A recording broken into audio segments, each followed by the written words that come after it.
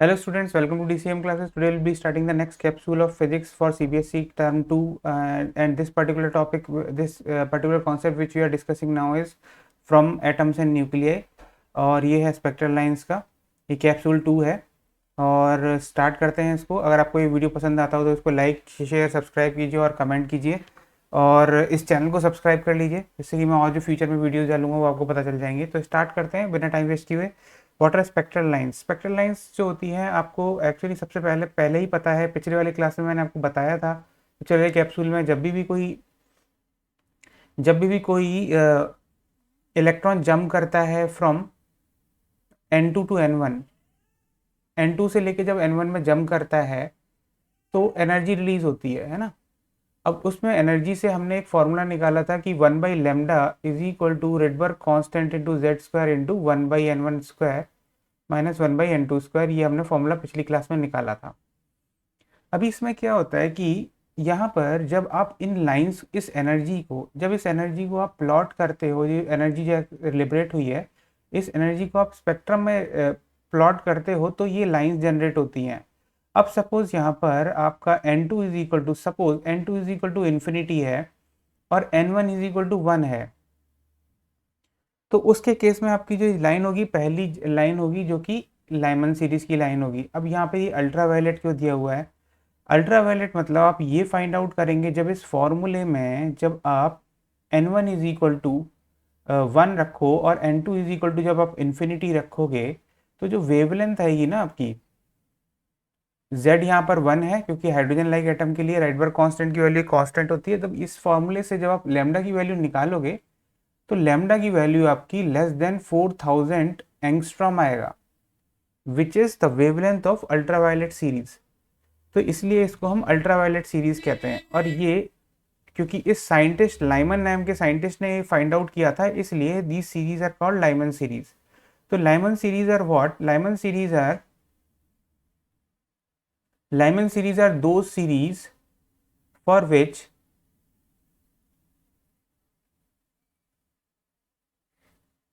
N2 N1 is equal to 1 always, N2 can be 2 3 4 anything up to infinity। ऐसे ही Balmer series क्या है? Balmer series is, जैसा आपको diagram में दिख रहा होगा, इसके लिए N1 इज इक्वल टू 2 होगा और N2 is equal to 3 4 5 up to infinity, ये हो सकता है। ऐसे ही पाश्चन सीरीज में आपका N1 इज इक्वल टू 1 होगा, sorry N1 is equal to N1 is equal to 3 होगा और बाकी ये जंप कहाँ से कर रही है? N2 इज इक्वल टू आपका क्या होगा? N2 will be equal to 4 5 6 so on and so on up to infinity. ऐसे ही ब्रैकेट्स में क्या होगा? N1 is equal to 4 and N2 will be equal to 5 6 7 up to infinity. Okay. ऐसे ही फंड सीरीज में क्या होगा? N1 इज इक्वल टू 5 होगा और N2 is equal to 6 7 up to ऐसे इन्फिनिटी चले जाओगे। तो ये है सीरीज क्या है? जब इलेक्ट्रॉन जंप करता है तो जो एनर्जी इमिट होती है उस एनर्जी को आप जब कैलकुलेट करते हो तो वो होता है। अब आता है टोटल नंबर ऑफ, ये नेक्स्ट फॉर्मूला क्या है? Total number of lines from N2 is equal to N2 N is equal to 1 is N into N minus 1/2। Suppose मैं आपको एक एग्जांपल देता हूँ, suppose N is equal to हम 3 ले लेते हैं। Suppose example N is equal to 3 है, मतलब N2 इज इक्वल टू हमारे पास 3 है और N1 is equal to what? N1 must be N1, इस फॉर्मूले के लिए N1 हमेशा 1 होना चाहिए। तो ये क्या बताता है? 3 से लेके 1 तक जितनी टोटल लाइंस आ रही हैं उन टोटल लाइंस को बताता है ये। तो ये फॉर्मूला अब देख लीजिए, अब कैलकुलेट करके देखते हैं। This is 3 into 3 minus 1 upon 2 which is equal to 3। Okay,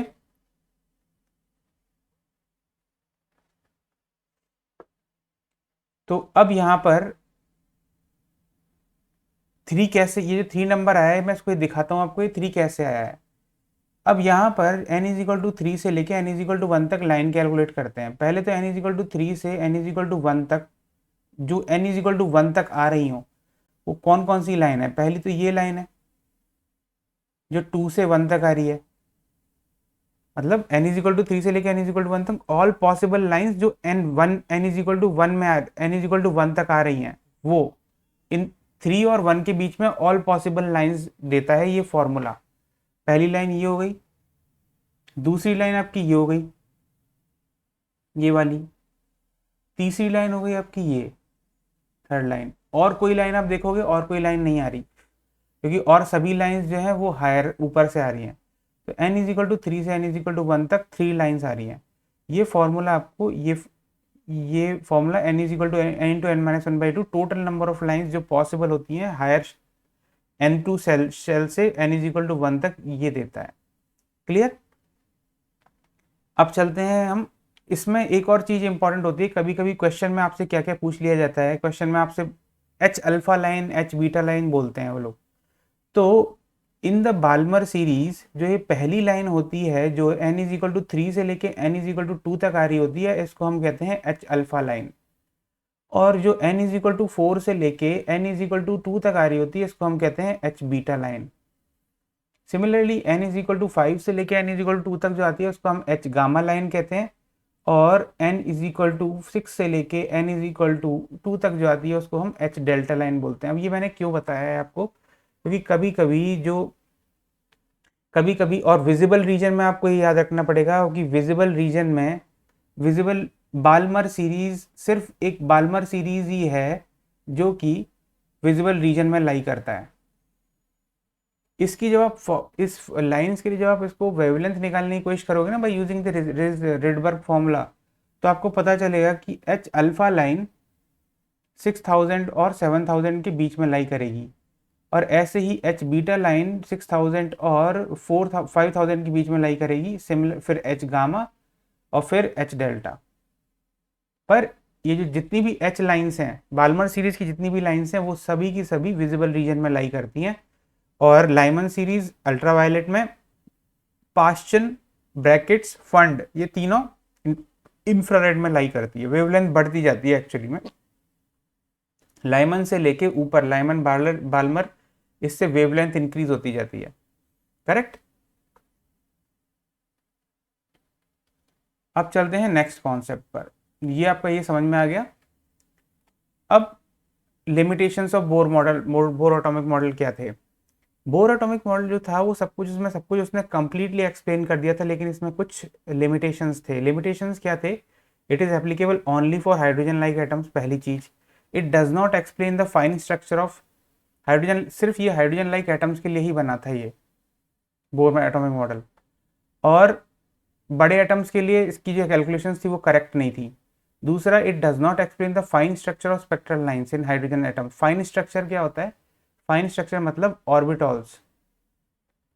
अब आपको पता होगा कि कोई भी जो ऑर्बिट होता है उसमें उसके फर्दर डिविजन्स होते हैं। जैसे n इज इक्वल टू 2 है, तो इसमें क्या होगा, s ऑर्बिटॉल भी होगा, p ऑर्बिटॉल भी होगा, d तो हो नहीं सकता।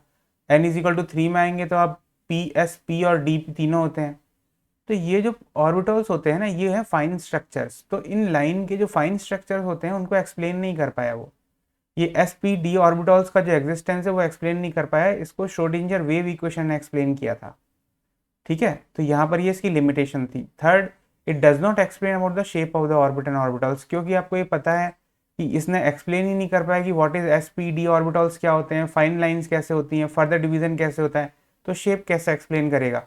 शेप आपको एक्चुअली में पता है कि एस की शेप सर्कुलर होती है, पी की डम्बल होती है ना, और डी की डबल डम्बल होती है।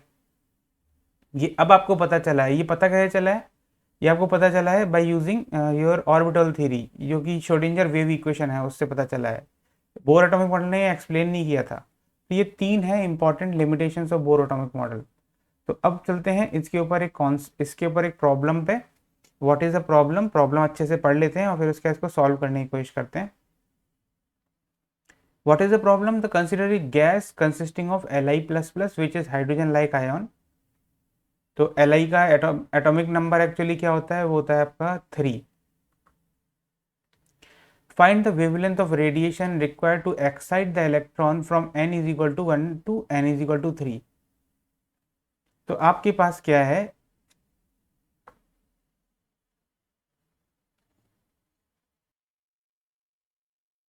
तो आपके पास क्या है, यहाँ पर इसने दिया हुआ है हमें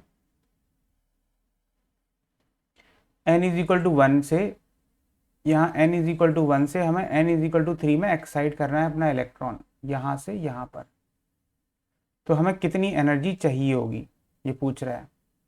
सिंपल है, हमें पता है कि एक किसी भी एक एटम की जो एनर्जी nth ऑर्बिट में क्या होती है, -13.6 into Z square by N square, ये हमें पता है। तो एनर्जी इन फर्स्ट ऑर्बिट क्या होगी, energy in first orbit will be equal to -13.6 into, अब ये कौन सा लिथियम है, लिथियम एटम के लिए तो z इज इक्वल टू 3 है ना, तो यहाँ पर इंटू 3 स्क्वायर बाई 1 स्क्वायर हो गया, तो ये E1 हो गया। अब यहाँ पर आपको थर्ड में एक्साइट करना है, तो यहाँ E3 is equal to what, -13.6 into Z square 3 square by 3 square, because n is equal to 3। अब यहाँ पर क्या है कि आपको जो डिफरेंस मतलब energy in third orbit higher होगी, तो यानी कि आपको क्या करना है, E3 माइनस E1 निकालना है, और ये जो डिफरेंस है, ये डिफरेंस ऑफ एनर्जी आप प्रोवाइड करेंगे बाहर से, ठीक है। तो this must be equal to H nu which is H C upon lambda, H C upon lambda, क्योंकि एच न्यू इतनी अमाउंट ऑफ एनर्जी आप प्रोवाइड कर रहे हैं, है ना। तो E3 इज इक्वल टू, तो यहाँ पर -13.6 into 1, -13.6 into 9 upon 9 minus of -13.6 into 9 is equal to your H C upon lambda. तो ये क्या हो गया आपका, 13.6 into 9 minus 1 is equal to H C upon lambda. तो लेमडा की वैल्यू आपकी क्या आ गई, H into C upon 13.6 into 8। अब आपको याद होगा कि मैंने आपको एच सी की वैल्यू एक बताई थी पहले, 11241 इलेक्ट्रॉन वोल्ट नैनोमीटर, ठीक है। तो 11241 ये नीचे वाला भी इलेक्ट्रॉन वोल्ट में ही है, इंटू 10⁻⁹ और करोगे क्योंकि नैनोमीटर में होता है, बाई 13.6 इंटू 8, ठीक है। जब इसको आप कैलकुलेट करोगे तो आपके पास जो आंसर आएगा वो आएगा 113.7 एंगस्ट्रॉम, क्योंकि 113 जो आंसर आएगा आपका वो आएगा 113.7 इंटू 10⁻⁸ सेंटीमीटर, यानी कि 113.7 एंगस्ट्रॉम। तो ये तो आपकी वेवलेंथ आ गई। तो ये आपका क्वेश्चन सॉल्व हो गया है पहला वाला। अब हम करते हैं, how many spectral lines are observed in the emission spectrum of the above excited system. 1 से लेके 3 तक आपको ये पता है कि ये पहला वाला पार्ट सॉल्व हो गया है। दूसरा आपको पता है कि n इंटू एन माइनस 1/2 करके एक फॉर्मूला होता है जो मैंने बताया था, 3 से 1 आए या फिर 1 से 3 जाए, टोटल लाइंस कैलकुलेट करनी है, n इंटू एन माइनस 1/2, जिसमें n इज इक्वल टू 3 है, तो 3 इंटू 2/2, यानी कि आपके पास टोटल लाइंस कितनी होंगी, टोटल लाइंस हुई आपकी 3, ठीक है। तो इस तरह से सॉल्व हो गया। तो ये है आपका आज का कॉन्सेप्ट, तो जिसमें आप ये सीखे हो limitations of bore atomic model, ये स्पेक्ट्रल लाइंस क्या क्या होती हैं, कैसे जनरेट होती हैं, और टोटल नंबर ऑफ लाइंस कैसे कैलकुलेट करते हैं। अगर आपको ये वीडियो पसंद आया हो तो आप इस वीडियो को लाइक कीजिए, शेयर कीजिए, सब चैनल को सब्सक्राइब कर लीजिए और कमेंट करिए। तो और अपनी प्रिपरेशन को अच्छे से करते रहिए। आपका अप्रैल के एंड में आपका एग्जामिनेशन होगा, और इन कैप्सूल्स को देखते रहिए, आपके लिए बहुत ज़्यादा यूज़फुल होंगे, क्योंकि ये कैप्सूल्स में धीरे धीरे मैं एक एक कॉन्सेप्ट, एक एक दो कॉन्सेप्ट डेली बताता जाऊंगा, जो कि आपके एग्जामिनेशन में श्योर शॉट आने वाले हैं। और उन कॉन्सेप्ट की एप्लीकेशन भी देखते रहिए कि कैसे मैं प्रॉब्लम्स को सॉल्व कर रहा हूँ, और ऐसे ही आप भी सॉल्व करोगे एग्जामिनेशन में। तो आपको अगर ये वीडियो पसंद आता है तो इसको लाइक शेयर सब्सक्राइब कीजिए और कमेंट कीजिए, इस चैनल को सब्सक्राइब कीजिए और कमेंट कीजिए जो भी आप चाहते हैं। अगर आपका कोई कॉन्सेप्ट अनकवर्ड है, अभी तक आपने प्रिपेयर नहीं किया है, तो वो मुझे कमेंट सेक्शन में लिख दीजिए, मैं आपको एक्सप्लेन कर दूंगा उसको। All the best, thank you.